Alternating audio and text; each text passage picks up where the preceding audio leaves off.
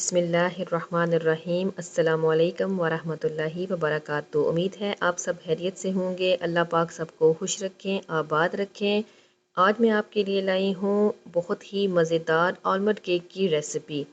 मुझे काफ़ी अरसे से इसकी रिक्वेस्ट आ रही थी। जब से मैंने इसका शॉर्ट अपलोड किया था मुझसे बार बार ये क्वेश्चन हो रहा था कि इसकी फुल वीडियो कब अपलोड होगी।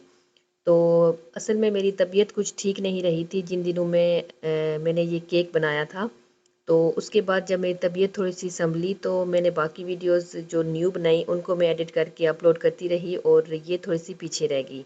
तो बहुत ही माजरत, और अब उन लोगों का इंतज़ार ख़त्म हुआ और फाइनली आलमंड केक की रेसिपी आ गई है। बहुत ही आसान रेसिपी है, तो आइए रेसिपी को शुरू करते हैं। इसके लिए हमें जो इंग्रेडिएंट्स चाहिए वो सब आप स्क्रीन पे देख सकते हैं। तो अब चलते हैं इनकी क्वांटिटी की तरफ। 1 कप हमने चीनी ली है। चीनी को हमने इसका पाउडर बना लिया है। आपने आइसिंग शुगर यूज़ नहीं करनी बल्कि चीनी का आपने पाउडर बनाना है। अब आ गया है बेकिंग पाउडर 1 टेबल स्पून। और अब आ गया है हमारे पास मैदा। मैदा हमने लिया है 1 फुल कप और 1 3 कप। 1 कप और 1 3 कप से मुराद है कि हमने 2 कप लिए हैं। मेजरिंग कप जो होते हैं उनके ऊपर एक 1 कप लिखा होता है और एक 1/3 होता है। उस तरह की हमने इसकी मेजरमेंट कर लेनी है। तो अगर किसी किस्म की कन्फ्यूजन हुई तो आप मुझे कमेंट भी कर सकते हैं, तो मैं आपको क्लियर कर दूंगी। बटर हमने लिया है इसमें 150 ग्राम कह लें, और उसी तरह से सेम मेजरिंग कप का जिस तरह मैंने आपको बताया है 1/2 और 1/4, 2 कप उसमें वो अगर डालें तो वो 150 ग्राम बन जाता है। इसके अलावा 4 अंडे हमने लिए हैं और थोड़ा सा वनीला एसेंस है। ये तमाम इसके इंग्रेडिएंट्स हैं। तो अब चलते हैं इसकी रेसिपी की तरफ। तो ये आप देख सकते हैं एक ग्लास बोल मैंने लिया था, उसमें बटर मैंने ऐड किया है और उसको बीट कर रही हूँ। अब थोड़ी थोड़ी करके हमने इसमें चीनी ऐड करनी है। चीनी पाउडर फॉर्म में थी तो ये बहुत जल्दी से हो जाएगी।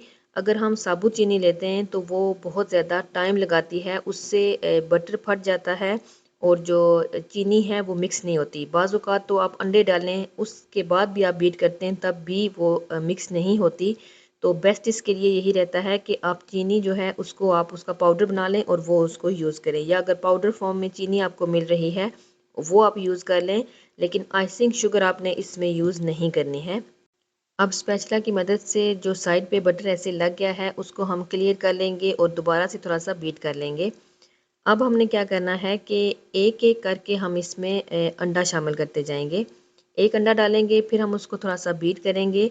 सेम ही प्रोसेस को हमने बाकी अंडों के साथ भी फिर हमने रिपीट करना है। इनको अच्छे तरीके से बीट करने के बाद अब वनीला एसेंस इसमें गया है ½ टी स्पून, इसको भी मैं अच्छे तरीके से बीट कर लूँगी।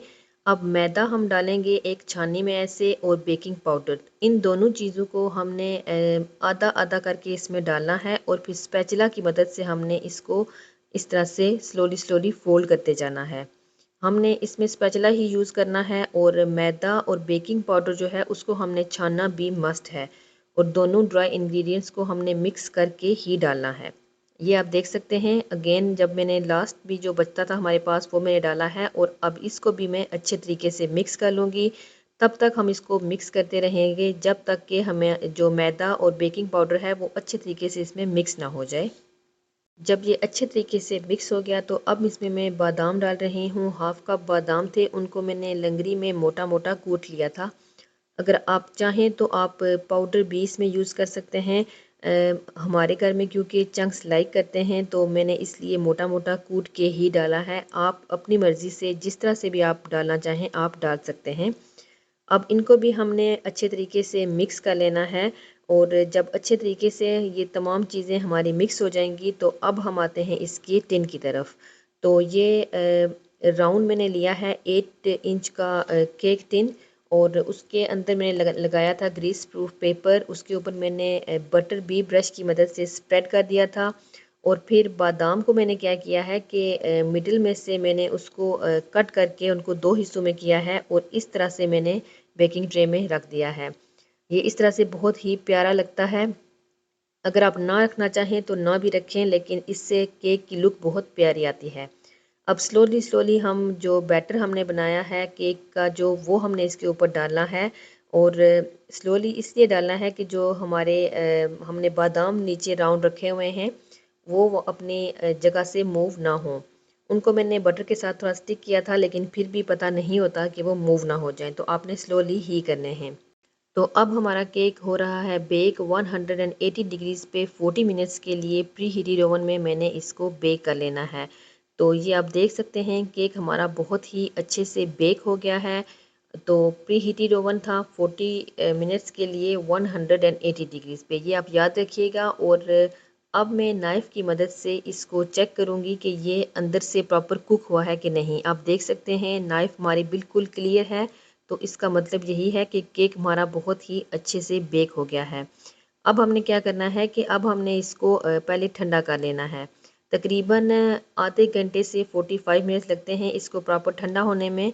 तो ठंडा होने के बाद ही हमने इसको जो बेकिंग हमारा टिन है उससे रिमूव करना है। तो अब आप देख सकते हैं स्लोली मैंने इसको रिमूव कर लिया है। बहुत ही मज़ेदार हमारा केक तैयार हो गया है। कितनी शानदार इसकी लुक है आप देख सकते हैं, और बहुत ही मज़ेदार ये बना था। आप ज़रूर ट्राई कीजिएगा। बच्चों के लिए भी ये स्पेशली बहुत ही ज़्यादा जो है वो सेहत के लिहाज से मुफीद है। इसमें बादाम भी हैं, अंडे भी हैं। बच्चे जो है वो नॉर्मली इतना खाने की तरफ उनका नहीं होता ध्यान, खेल कूद में लगे रहते हैं, लेकिन केक बच्चे बहुत पसंद करते हैं, तो वो इजीली केक को खा लेते हैं। तो ये आप ज़रूर ट्राई कीजिएगा। तो जिस किस्म की चीज़ें बच्चे पसंद करते हैं हमें वही बनानी चाहिए। तो आप भी ज़रूर ट्राई कीजिएगा। बहुत ही मज़ेदार और सॉफ्ट सा हमारा केक रेडी है।